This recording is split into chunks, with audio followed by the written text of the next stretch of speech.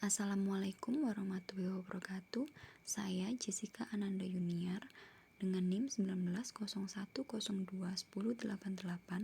dari Prodi Akuntansi semester 4 pagi akan menjelaskan materi konsolidasi merger dan akuisisi. Yang pertama, ekspansi atau perluasan usaha dapat dilakukan secara internal ataupun eksternal. Jika secara internal, yaitu perluasan perusahaan yang dilakukan dengan investasi dari awal, seperti mendirikan perusahaan baru atau memperluas perusahaan yang sudah ada. Sedangkan secara eksternal, yaitu perluasan perusahaan dengan menggabungkan kegiatan operasionalnya dengan perusahaan lain yang sudah ada, bisa melalui merger, konsolidasi, atau akuisisi. Pada ekspansi eksternal dibagi menjadi 3. Yang pertama ada merger. Merger adalah penggabungan dua perusahaan yang ukurannya tidak sama dan hanya satu perusahaan yang lebih besar tetap survival, sedangkan perusahaan yang lebih kecil bergabung ke dalam perusahaan yang besar. Yang kedua ada konsolidasi. Konsolidasi adalah penggabungan dua perusahaan atau lebih yang ukurannya relatif sama menjadi satu perusahaan baru. Yang ketiga ada akuisisi.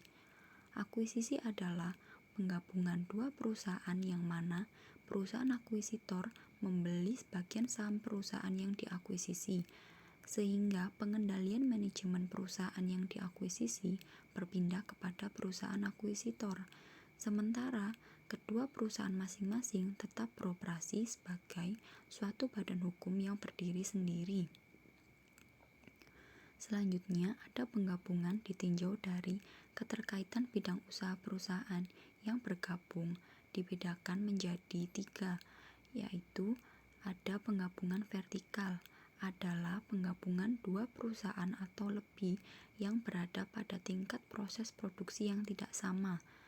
Yang kedua ada penggabungan horizontal, adalah penggabungan dua perusahaan atau lebih yang berada pada tingkat proses produksi yang sama. Dan yang ketiga ada penggabungan konglomerat, adalah penggabungan dua perusahaan atau lebih yang tidak memiliki keterkaitan bidang bisnis sama sekali. Pada penggabungan dapat dilakukan dengan pembelian aset atau saham perusahaan lain. Pembayaran dapat dilakukan secara tunai ataupun saham. Apabila pembayaran dilakukan secara tunai, maka transaksi tersebut dikenakan pajak, yang berarti harus ada pengakuan laba atau rugi.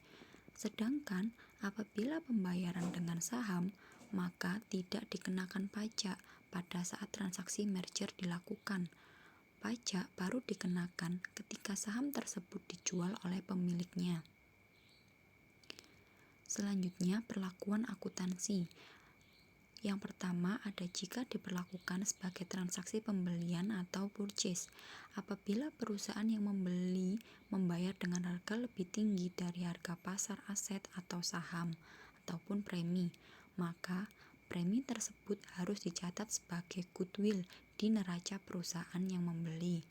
Sedangkan jika diperlakukan sebagai penggabungan kepentingan atau pooling of interest, maka neraca kedua perusahaan digabungkan dengan jalan menjumlahkan nilai aktiva atau utang kedua perusahaan. Alasan penggabungan perusahaan. Yang pertama, perusahaan melakukan penggabungan dengan tujuan untuk menciptakan sinergi.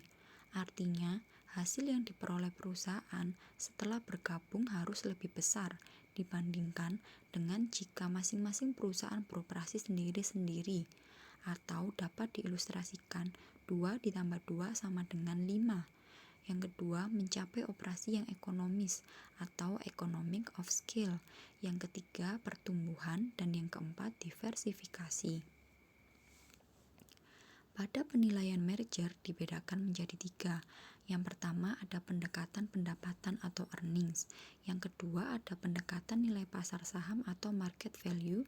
Dan yang ketiga ada pendekatan pendapatan ekonomis dan biaya atau economic gains and cost. Pada pendekatan pendapatan atau earnings dibedakan lagi menjadi 2. Yang pertama ada pendapatan sekarang atau present earnings. Artinya, dalam hal ini earning per share atau EPS menurut pendapatan ini merger layak dilakukan jika EPS setelah merger lebih besar dibandingkan EPS sebelum merger. Yang kedua, pendapatan yang akan datang. Apabila keputusan merger hanya didasarkan pada pertimbangan jangka pendek, yaitu pengaruh yang segera terhadap EPS setelah merger, maka jika terjadi penurunan EPS, berarti merger tidak layak. Analisis tersebut tidak mempertimbangkan pengaruh jangka panjang merger terhadap peningkatan EPS di masa yang akan datang. Apabila sinergi akibat merger baru terjadi beberapa tahun kemudian, maka perkembangan pendapatan yang akan datang penting untuk dipertimbangkan dalam pengambilan keputusan merger. Yang terakhir ada estimasi biaya merger. Besar kecilnya biaya merger tergantung bagaimana cara membiayai merger tersebut.